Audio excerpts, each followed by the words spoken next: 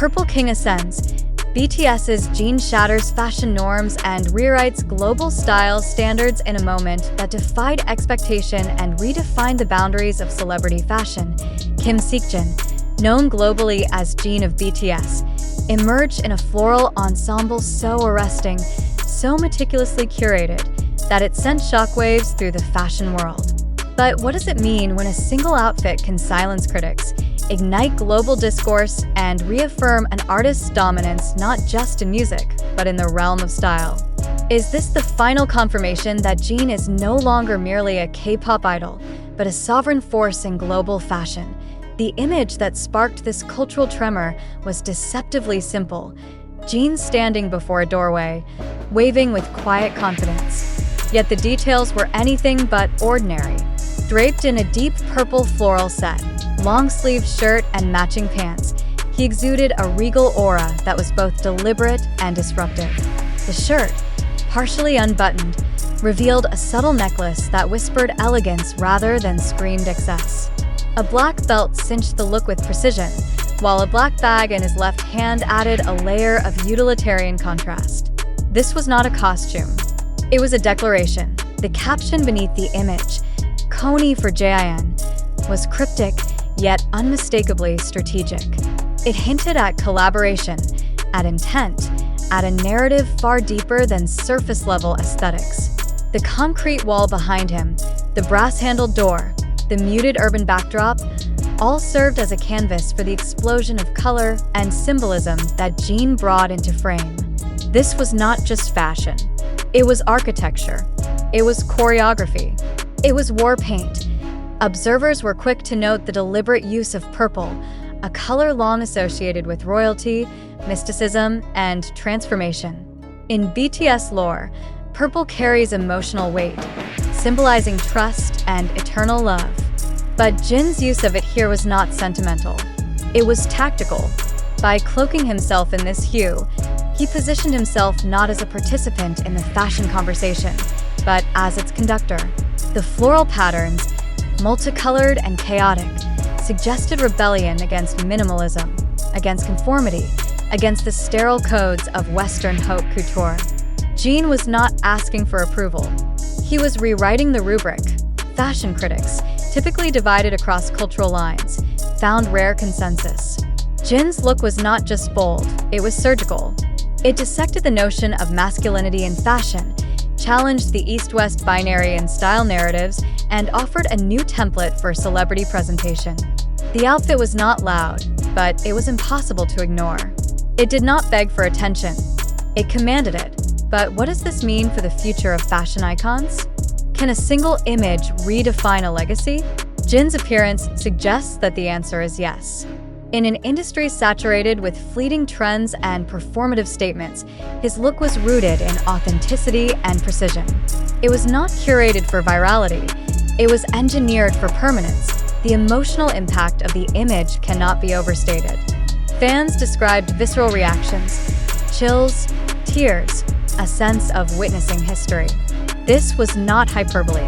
Jin's fashion moment tapped into a collective yearning for originality, for courage, for beauty that transcends algorithmic approval. It reminded the world that style is not about clothing, but about conviction. And yet, the mystery remains. Who is Coney? What does this collaboration signify? Is it a one-time statement or the beginning of a new era in Jin's post-military trajectory? The lack of immediate clarification only deepens the intrigue.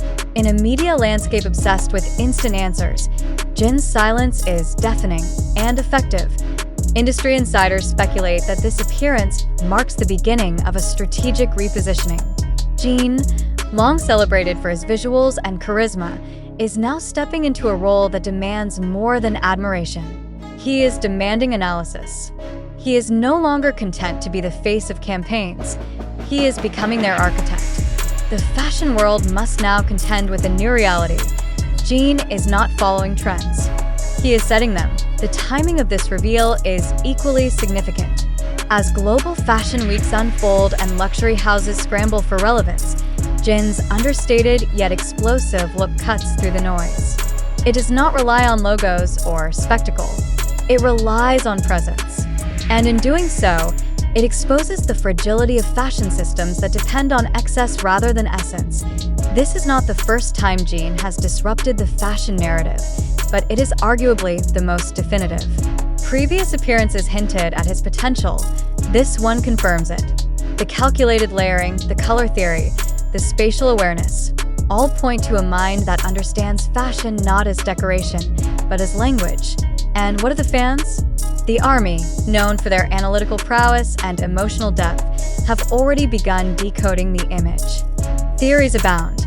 The symbolism of the doorway, the positioning of the hands, the interplay between softness and structure. Jin's fashion moment has become a text, one that invites interpretation, debate, and reverence.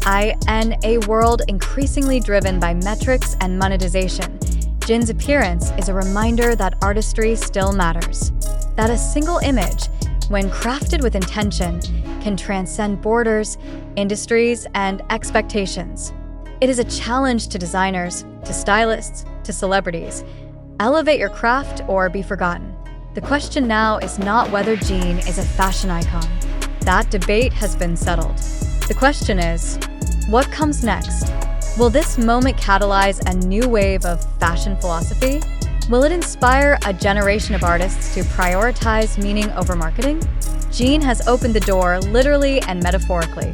The world must decide whether to walk through it as the image continues to circulate, gaining traction not through paid promotion but through organic awe. One thing becomes clear. Jin has not just worn an outfit. He has worn a crown. And in doing so, he has claimed a throne that few even knew existed. The Purple King has spoken, and the fashion world is listening.